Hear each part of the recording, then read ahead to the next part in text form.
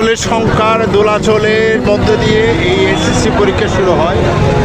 শুরুতে স্টুডেন্টের মধ্যে যে কনফিউজটা ছিল, অভিন্ন প্রশ্নপত্র সারা বাংলাদেশে সিসিটিভির মাধ্যমে মনিটরিং সব কিছু মিলিয়ে একটা মিশ্র অনুভূতি নিয়ে শিক্ষার্থীরা পরীক্ষার হলে আসে। আমি আপনাদেরকে কয়েকজন শিক্ষার্থীর অনুভূতি একটু দেখাচ্ছি। প্রশ্ন স্ট্যান্ডে একটু হাই রেজাল্ট, যারা বই পড়ছে ওদের জন্য অনেক ইজি হবে, আর যারা গাইড করছে ওদের জন্য একটু হার্ড হতে পারে।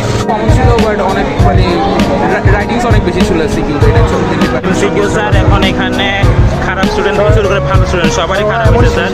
এমনকি স্যার আমরা 30টা এমসিকিউর মধ্যে মিনিমাম 25টা কমন পাওয়ার চেষ্টায় থাকি, এভাবে পড়াশোনা করে আসি, কিন্তু এখানে দেখা যাচ্ছে স্যার আমাদের 15টা এমসিকিউ মিলছে না।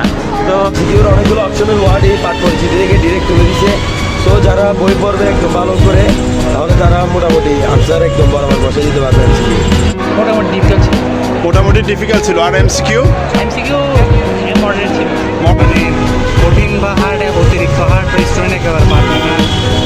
এমসিকিউটা একটু স্ট্যান্ডার্ড ছিল, আর সিকিউটা মোটামুটি কমন ছিল, কিন্তু বেশ কয়েকবার বই পড়তে হবে, না হলে পারা যাবে না, ওরকম ছিল। প্রত্যেকটা বইয়ে 600টা প্লাস এমসিকিউ স্যার প্র্যাকটিস করে আসছি, মিনিমাম 5টাও কমন পাইনি স্যার। এত কমপ্লেক্স আর এত কনফিউজিং